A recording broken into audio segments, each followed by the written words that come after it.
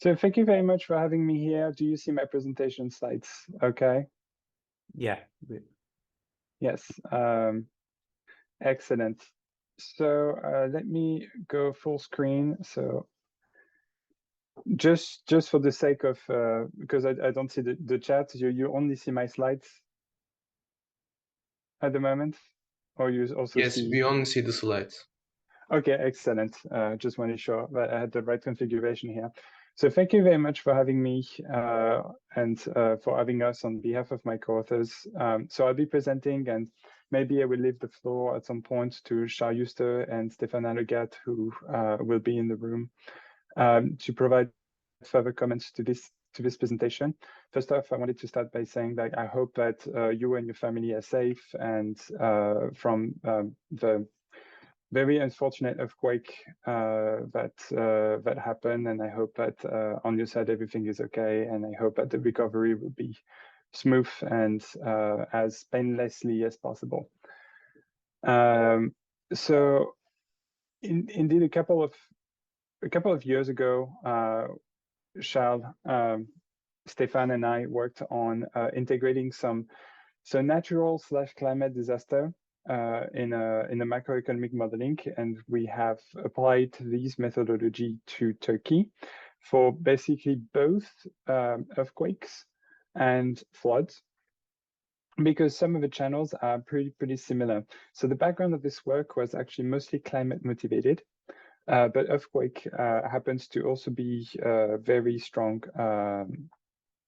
focus of interest for us in putting at play the dynamics that we wanted to highlight in this model. So I've put here in this slide the research paper from which this presentation is drawn, that you can find online on the World Bank website, and I've as well put a link. So without further ado, let's dive into the first intuitions of the paper, which is to begin with that most of the time asking macroeconomists to include some dynamics of natural disaster into a macro framework.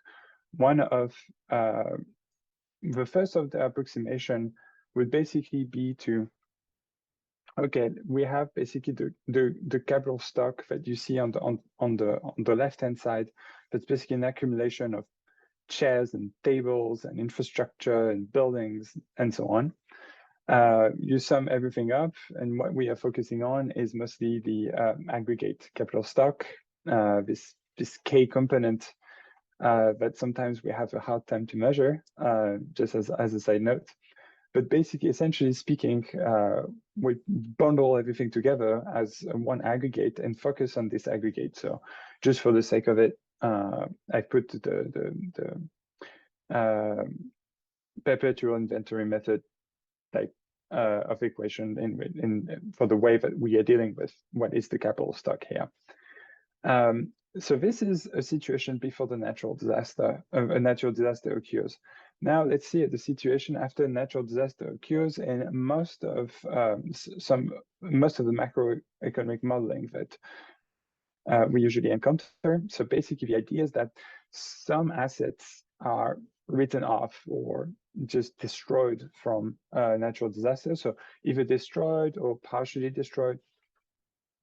And one of the idea is basically one way to model this is basically just supply shock in a way by decreasing the amount of capital stock that's available into the economy. And something that this paper tries to argue is to basically say that maybe we're not capturing all the relevant components when we are doing that. So basically, here I just put, again, the equation of going from K to K tilde, in which part of the stock of capital has been slashed after the natural disaster.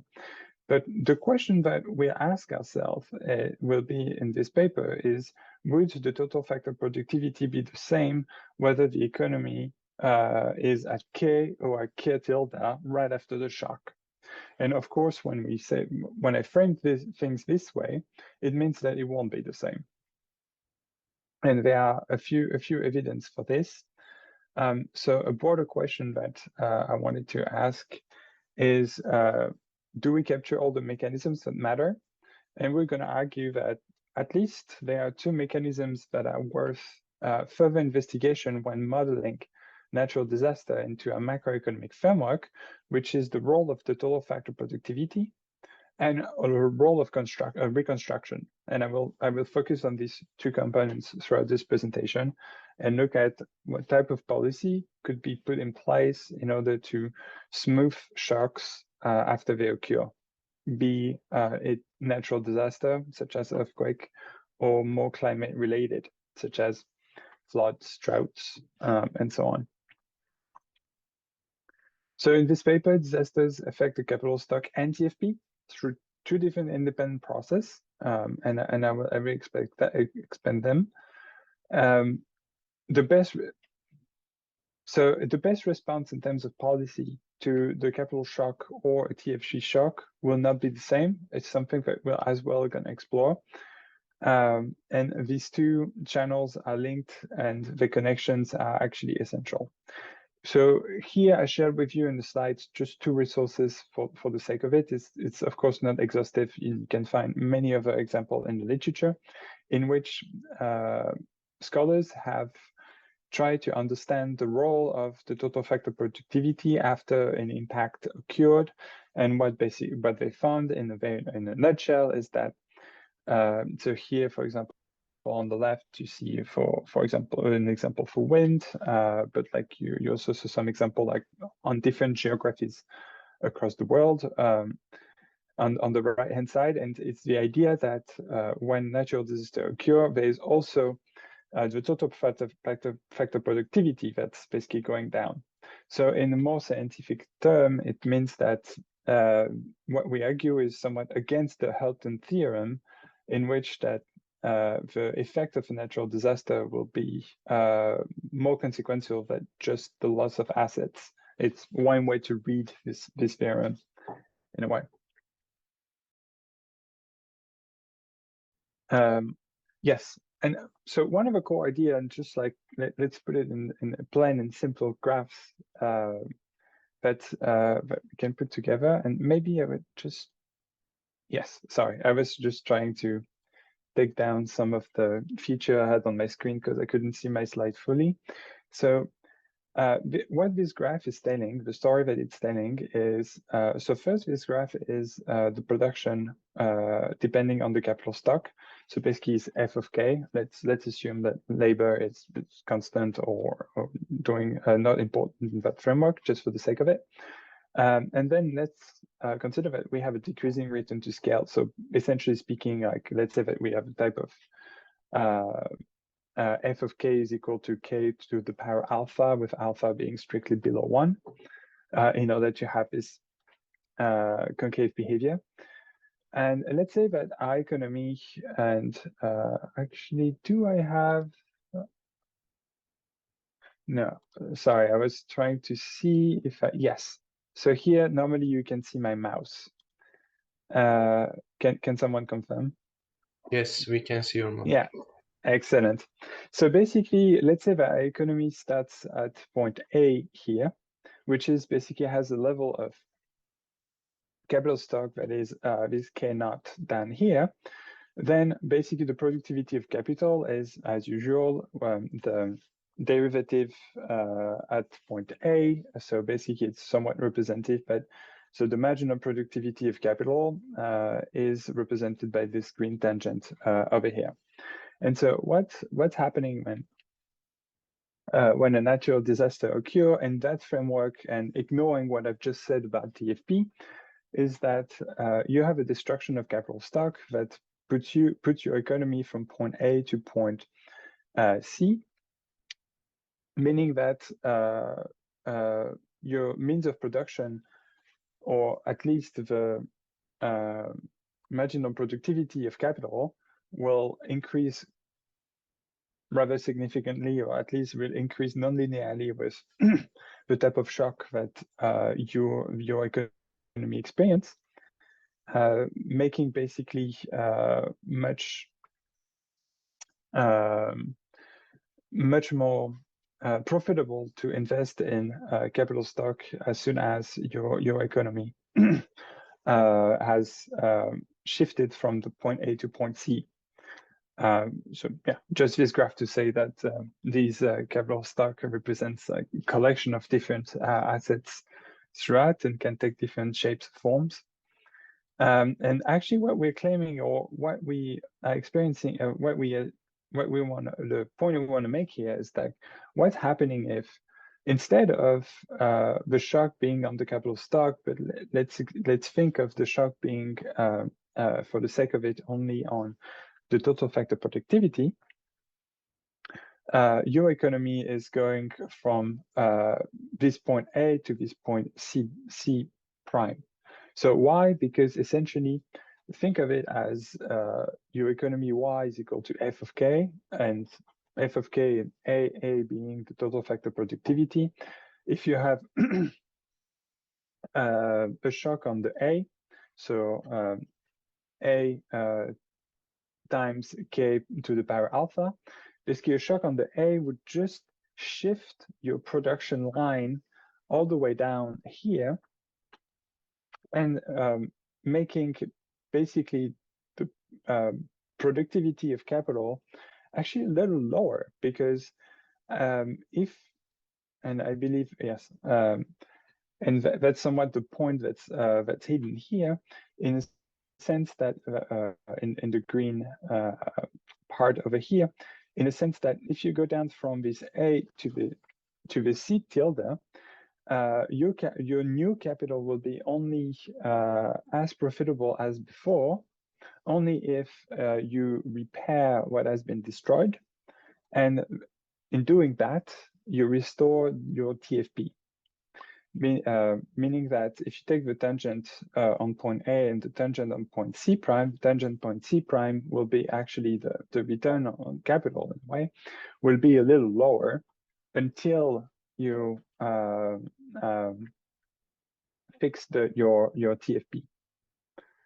So, and this basically goes with two types of conclusions, which is more rapid reconstruction is essential for both the capital stock and the TFP, and reconstruction has much higher returns than greenfield investment. Indeed, because for your economy, the return you could have from going to point C prime to point A would be greater from just going from points at C prime to something that is close to next to C prime, which would be the greenfield investment, some additional new investment that you put in your system to say things differently. So basically, your economy has, after a natural disaster, has a lot of incentive and actually economic mechanism to favor reconstruction as opposed to new greenfield investments, looking at the economy through that, in that fashion. So just a few consideration on reconstruction, just to reinforce the point and that I just made, and just to say it a little differently. And so disaster is actually also a major demand shock through reconstruction, meaning that when you have a natural disaster occurring somewhere, you will then need a lot of labor for reconstruction of the different buildings, the different infrastructures that has been destroyed.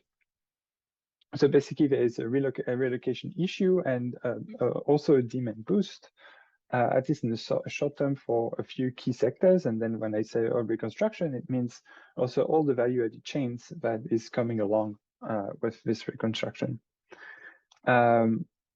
And just a thought experiment that is also quite interesting to make the point about greenfield investment and investment in reconstruction is that if all investments are the same and there is no structural constraints, then the reconstruction should be almost immediate. And it's the idea of basically the Katrina's damage in New Orleans. If you look at this damage in 2005, it actually, if you take all the assets that has been destroyed, these total assets is about the equivalent of 2 weeks of investment in the US, of construction of assets in the US. And of course, the idea that did Katrina's damage has been restored within 2 weeks? Of course not. It takes a much long time, and the reconstruction process is something to take into consideration. And just to basically motivate some of the underlying dynamics that we've put together inside the equation is the fact that we are facing multiple constraints when reconstructing, be financial, be technical, be institutional, or just providing the right incentives. So moving on, in also our modeling, what we have done is we have distinguished the public to private capital in order to account for different constraints, whether it's decision-making processes, funding resources, but also the timing constraints of rebuilding of different type of assets. So a modeling will make the distinction between, so what would be on the private side on one hand, and what would be on public side on the other hand, with different reconstruction mechanism. So for people who are familiar with, more familiar with equations, such as people like me, for example, to wrap up somewhat what I've just mentioned a little earlier. So let's start in an economy in which you have, so the production function I was mentioning. So y equal a n to the power alpha times k to the power 1 minus alpha. What we have done in this economy in order to take into account everything that I was mentioning before, so we have split in two type of capital inside the economy. So the infrastructure capital that includes building, and the non-infrastructure capital. So basically the remaining part of the capital stock. So by this, so we distinguished these two different entities, and then for each of them we have distinguished what is the private and what is government. And so this would be the subscript P and G in the equation of the paper. Then, so yes, maybe I will go directly into these. Yeah, perhaps I should have mentioned this. So this is the investment in reconstruction, but basically, and this is the residual shock that you have in your economy. So it is the idea that you have still things left to reconstruct. And of course, if your reconstruction effort is covering most of your most of the destroyed assets, this ds would be equal to 0. But just basically to mention that there is a channel here that's actually quite important, in which basically what is still destroyed into your economy will still affect your production mechanism until it's fully repaired. So maybe in equations said a little differently. So this is the production function as I was mentioning. So the capital stock is split in two, and for people who are familiar with this, what we've took is some nested CES functions. So basically you have this type of tree of a different type of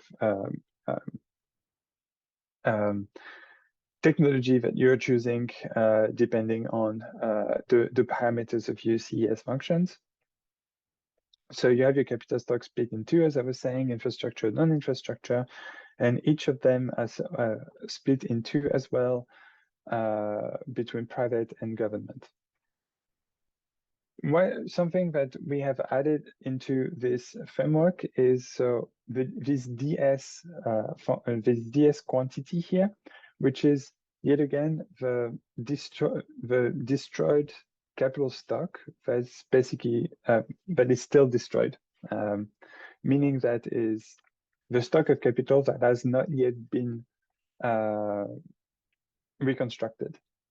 And how this basically quantity will impact our economy is actually through this, and the TFP is through this quantity here, in which, let's say that if your destroyed capital is half of each infrastructure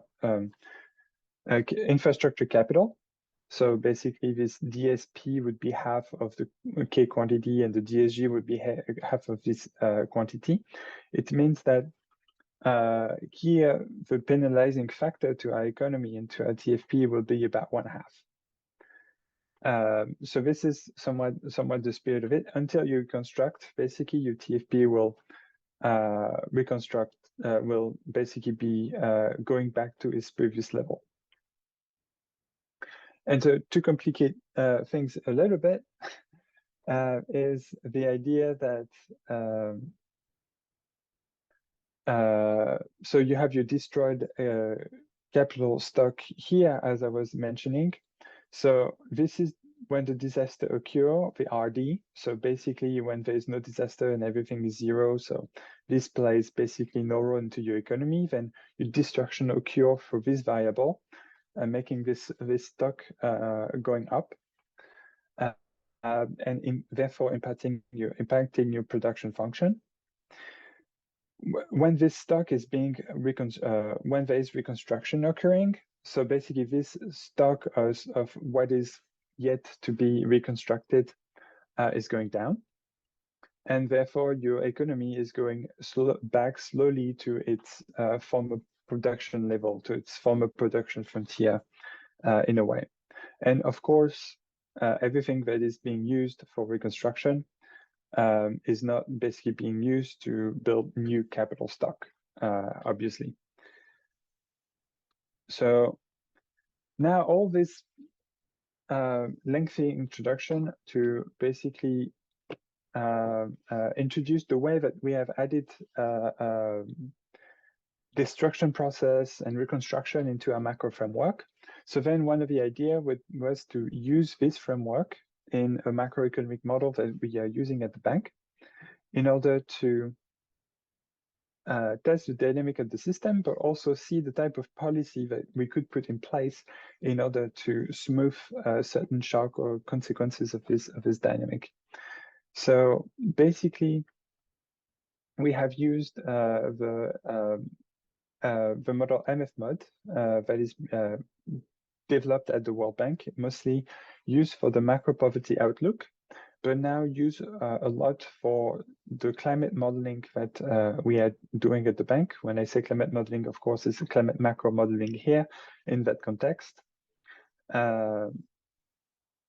It's about 355 behavioral equations and accounting identities. So in this 355 is like no 355 equation being estimated. Obviously, there's a lot of accounting identities behind that. But to basically tell you that it's quite a big model, but with some dynamics that are actually quite simple to understand, because it's basically you're piling up some error correction models in which the short-term dynamics will be mostly influenced by the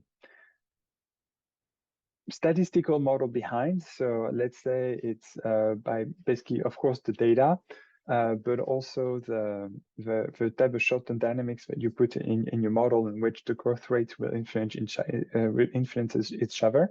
So basically, the short-term is mostly driven by this statistical component, and the long-term is driven by a more neoclassical framework, in which basically you have a definition of a somewhat efficient economy.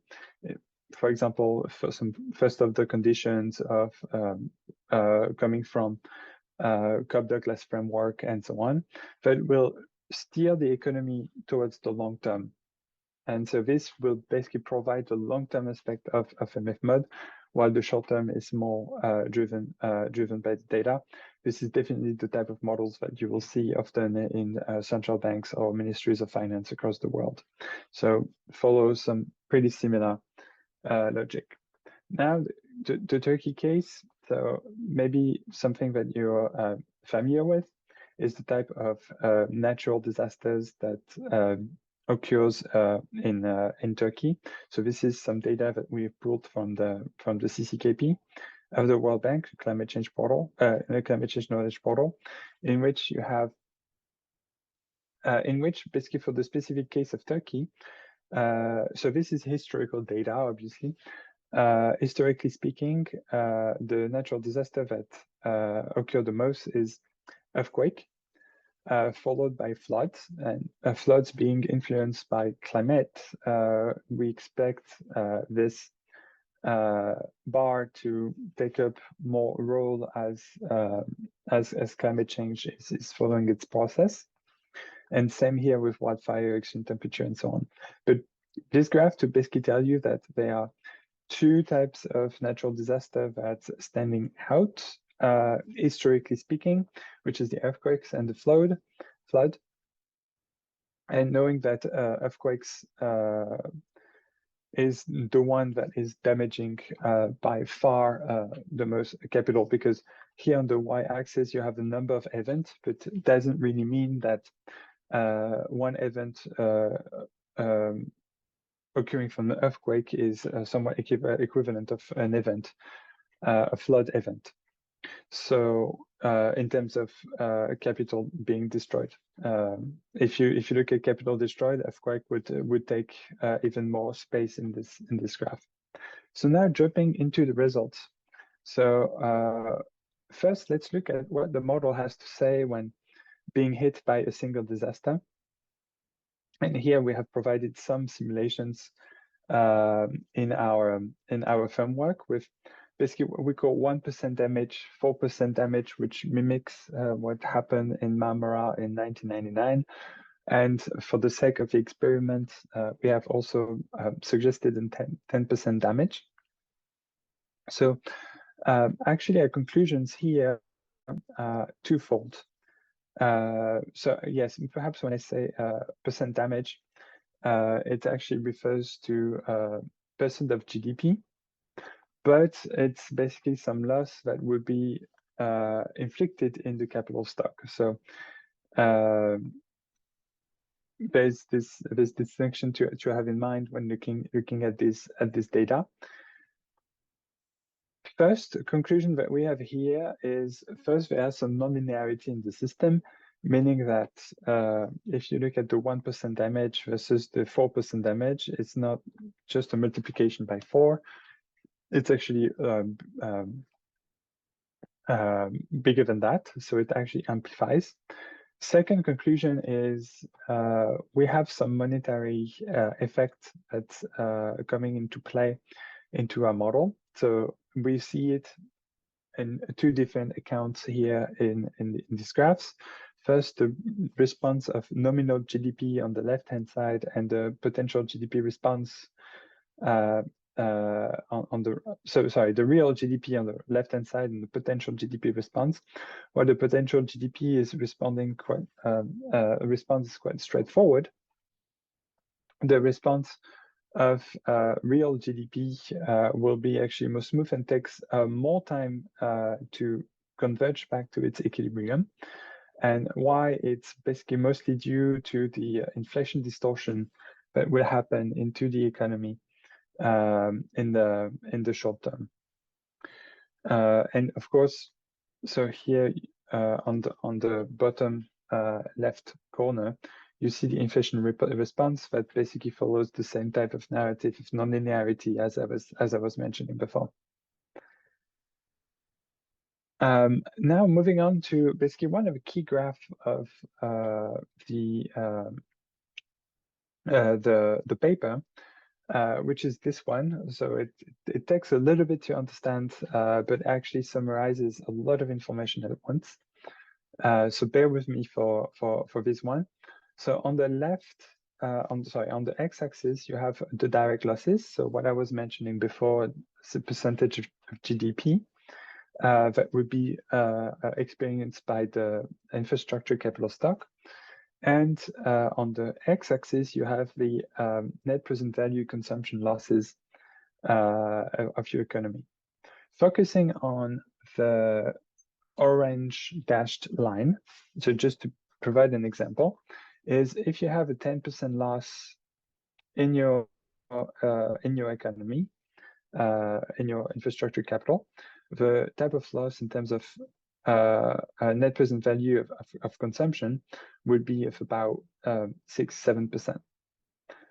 So now focusing maybe on the black line, an indicator that's interesting here to look at is basically when the black line is crossing the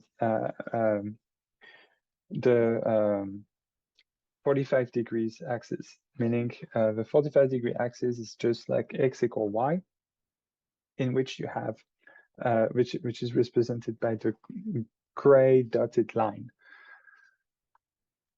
When we have only 5% reconstruction, and so here 5% reconstruction is the idea of how much investment, so that has already been decided today, can be diverted towards the reconstruction effort, because there's a lot of stickiness into these the type of investments that are being made. It's pretty hard to on the spot shift a lot of your investment decision towards some new reconstruction efforts, especially if you're not prepared. And this is somewhat the claim that we want to make here. So if you look at the 5% reconstruction line, so how the economy in terms of NPV consumption losses is impacted by the asset losses, what you will see here is that basically the black line will cross the gray line at about 6%. So, or 6-7%. Here, just eyeball it. I think we're providing the data in the paper. So, which means that actually the resilient, and anytime the black line is below the gray dotted line, it means that somewhat the economy is able to absorb this shock, meaning that the loss in welfare would be lower than actually the loss of damages. However, when you are above this 45-degree line, it means that the losses that you experience outweigh the capacity of the economy to cope with the shock. So for big shocks, intervention is something that should be looked at. What we've done in this graph is we have shifted from 5% reconstruction, so capacity, to 20%, meaning that you can redirect one-fifth of your total investment for 1 year towards this reconstruction effort. And what we've seen here in this graph is that your resilient capacity of your economy drastically increase through this parameter, yielding the conclusion that, of course, preparedness here is essential. And so, as I've mentioned earlier, the absorption capacity in Turkey. And what we've also done as an experiment is the following. As you've seen in the previous slide, there is a strong inflationary response in our model when when an earthquake occurs.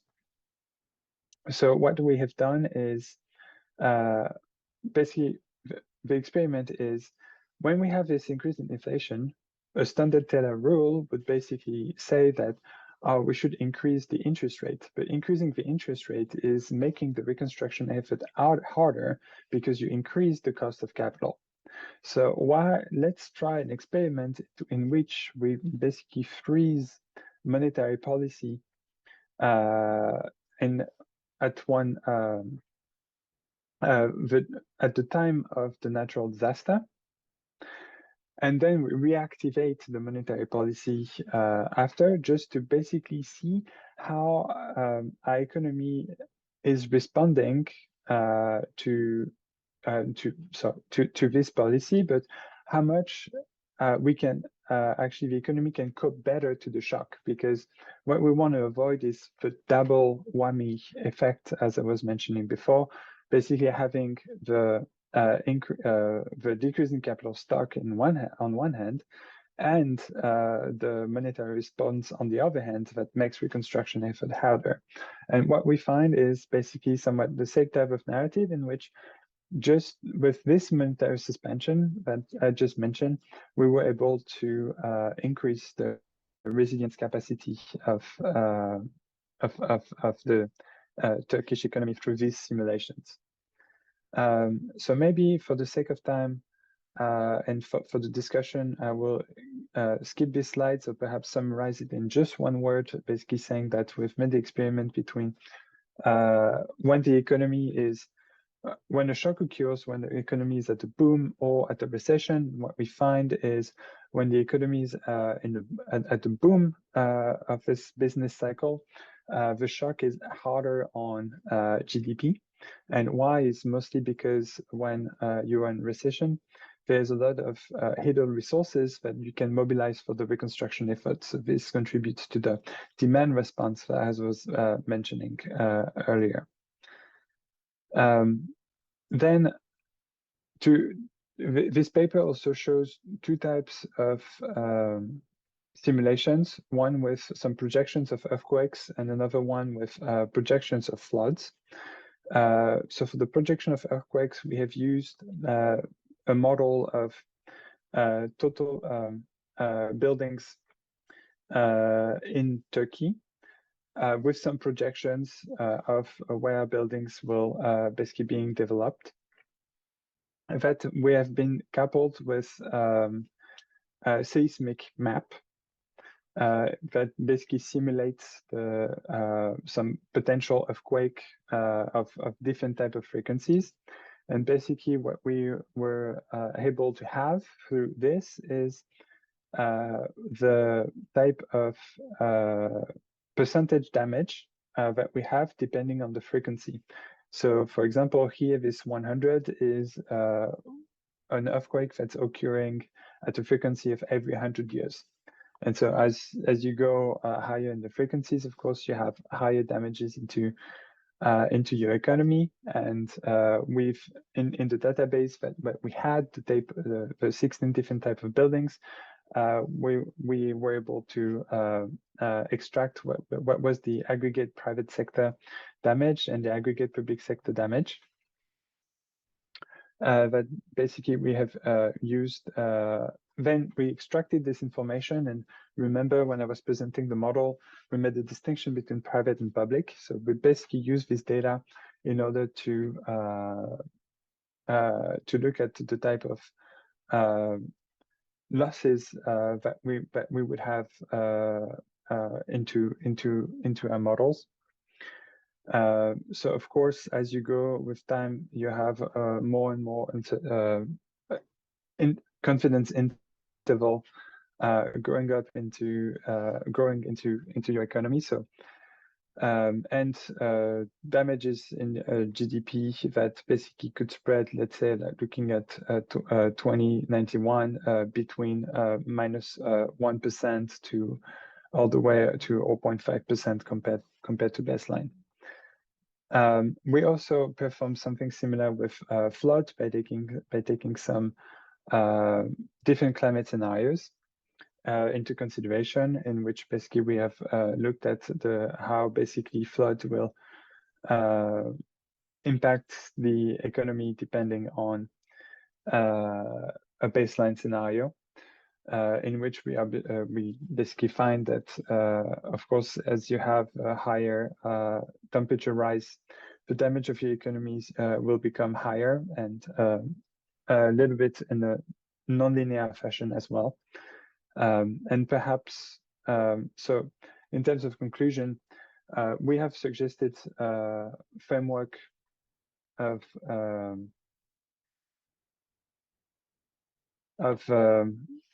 I just received a message, sorry, from Stefan Hadegat, who is actually apologizing because he will actually not be able to join us today at all. So, but I'd be happy to, of course, take all the questions that you may have.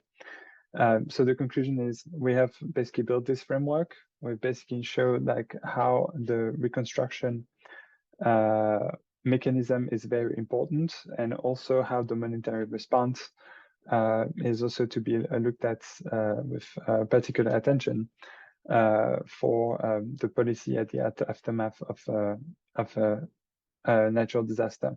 And perhaps something that I should have mentioned early in my presentation, and because this is recorded. So this is, of course, a research paper, and it doesn't represent the ideas of the World Bank and its board. Is basically only a research product that we have put together, but doesn't represent doesn't engage the institution at all. It's just the views of the authors. Thank you very much. Thank you very much, Mr. McIsaac. It was such an amazing presentation, and thank you again for your time. Now, I think we could get some questions from the audience. Is there anyone who wants to ask a question? Or okay, let me first ask my question. Mr. McIsaac, Turkish economy is in a very different stage right now because the inflation rate in Turkey is above 55%, but despite of such high inflation, the Central Bank of Turkey has been decreasing its policy rate for like 1.5 years. Now, the policy rate of Central Bank is now 8.5%. For example, after this earthquake, what can our central bank do in such an environment? Because we have still a high inflation. We are certainly not in a recession because our unemployment rate is decreasing for like maybe 3 consecutive quarters. My first question was this for you? I don't know if my co-author Charles would like to speak to this question. And I don't remember if he's still in the room. Hi, yes, thank you for that, and very nice to meet all of you. There's no there's no clear guidance on what the central bank should and shouldn't do, and there are obviously questions that you might have on whether the financial linkages are broken already, or the monetary policy linkages are broken. And typically when the country is under a high inflation environment, then it means that those channels do not operate necessarily in the way it ought to, meaning that inflation expectations might be slightly unanchored.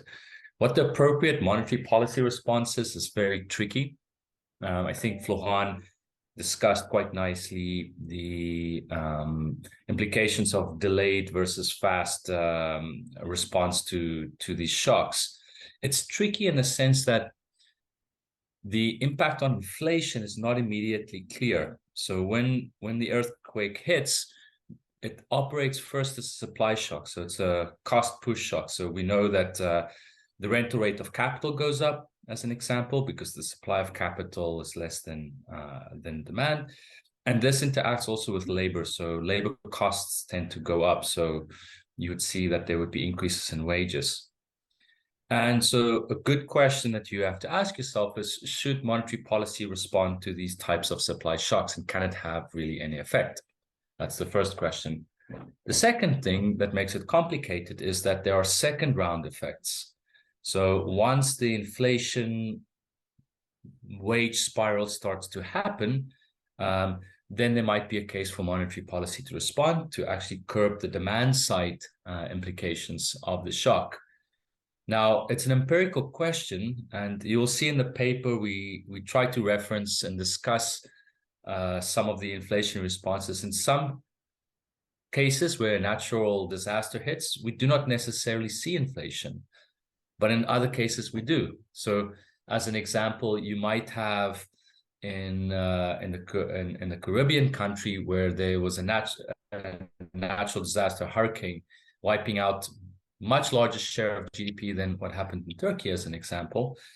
People tend to not increase prices at the shops, as an example, and it's kind of a humanitarian response. But that behavioral response will differ, I think, depending on the location, depending on the scale, depending on the regulations, fiscal policy, or the government might enact policy. So it's a tricky one. And so there's no clear answer, to be honest. I'd be curious to know what your thoughts are, since you asked this question. What do you think is the... Yeah. Yeah, maybe I just want to basically add to that, because so there are other factors, and so something that's still an open research question. So on the climate and monetary policy side of things, which is related to your question in a way, is that as you have some increasing in frequencies of disasters that could occur,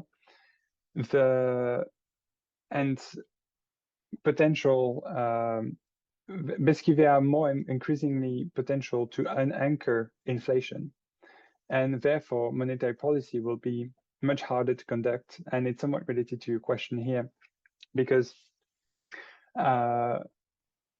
it's kind of an environment of multiple shocks that we're experiencing at the same time, if not saying compounding in a way. We obviously had COVID coming into the picture. We as well had the Ukraine crisis, obviously, as well as, I mean, now the earthquake. It's kind of like piling. So then it's, what is this impact on anchoring of inflation expectation? And this is definitely a key variable that is pretty hard to track, because it's so depending on your current macro environment and your short history before, that is pretty hard to infer in our models. So this is all of, and just to add to what Charles has been saying, is there are also some extensions to this question on the climate, and what we might see as a more recurring problem in the future. Thank you for your such a long and satisfying answer. If somebody wants to ask a question, please you can ask it, or otherwise I have also another question. Okay, I think my second question is, Mr. McIsaac, you told in the beginning of the presentation that the loss in total factor productivity is actually much important than the loss in capital in such natural disasters. My question is, the earthquake region, there are 10 cities that get affected from the earthquake, but when we look at the GDP contribution of those cities, the contribution is very low, and those cities are not that industrialized. Can we say that for this earthquake, since those cities are not industrialized that much, the decrease in total factor productivity will not be that much? So yeah, thank you for your question. And I still have my camera on. So of course, when you have basically the capital destruction, if a natural disaster occurs where there is basically no means of production, of course the economic value of it will be, for the global productivity, will be zero. And the shock that you have in your TFP is proportional to the shock you will receive in your, the shock that you experience in your capital stock. So if the shock in the total capital stock, so here, as you mentioned, somehow, basically you're saying that the shock in capital stock is here rather low, because for the country, for the aggregate, it's tragedy at a local level, obviously, and the aggregate is not as impacted, and therefore the TFP will not be as impacted either, if it's the case. What we're claiming is to basically when we model loss of capital, we should also think of loss of TFP. Why? Because, and maybe just an intuition that now I realize that I haven't mentioned during the presentation is, for example, what if a critical road has been hit by a hurricane or an earthquake, meaning that basically a critical road in which you have a lot of raw products or a lot of means of productions going commodities, for example, going through that road. And the thing is, in the value-added chain, they could as well be a somewhat cascade effect of this road being unavailable for the rest of your economy. So if you think in terms of network analysis, this type of shocks basically could magnify the impact on your production. And so this is typically the type of dynamics that we like to capture by doing what we have done on the TFP, trying to capture this as, of course, as accurately as we can, knowing all the difficulties at the aggregate level. So, yeah, my point was not to say that TFP is stronger than capital stock, but it's mostly to say we should basically take both into consideration, which means that reconstruction is all the more important into the macro dynamics. Thank you for your answer, sir. Is there anyone who wants to ask a question? Okay, Mr. I have a question for you. Okay. Have you started to also, I mean, anyone in the call started to try and calculate some of the effects on the rest of the economy? Because there are two ways to effectively do this, right? One is to do just a rule of thumb calculation, where you have the regional GDP numbers, which is the NUTS2 definitions that you have. You effectively have some measure of the capital stock and of the total capital stock in the region versus the rest of Turkey.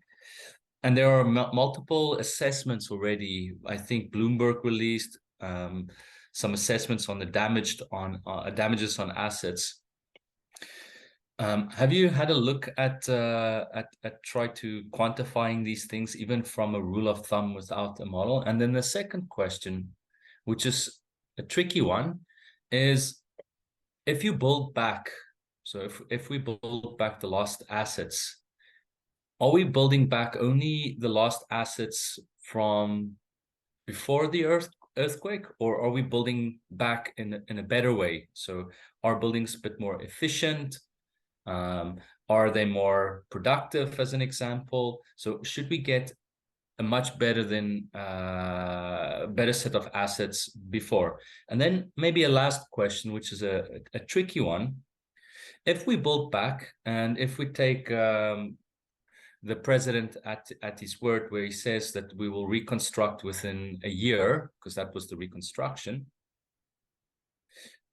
will it get back GDP growth before the earthquake? So will GDP growth be the same?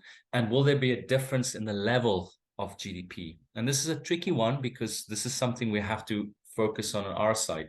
So I'll repeat maybe the last question. We see a massive destruction in the region. It will definitely decrease economic growth relative to the pre-earthquake baseline. We build back.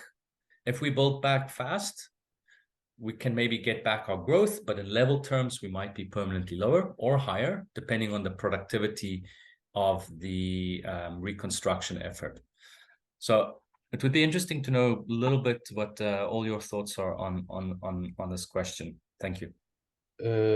Thank you for your questions. Let me first answer the second question. I think there are some buildings in the earthquake region which governments constructed earlier than the earthquake, and as far as I know, those buildings were not affected at all by the earthquake. And our president says that we will construct the buildings again. Based on the statistics, I think we can say that those buildings will be better. I think those buildings will be more productive, because, I mean, they are saying that we are building the cities again I believe they will not make any mistakes in that. And your third question is that I read JP Morgan's report about the earthquake. It says that before the earthquake, we thought that the real GDP growth in Turkey in 2023 would be 2.1%.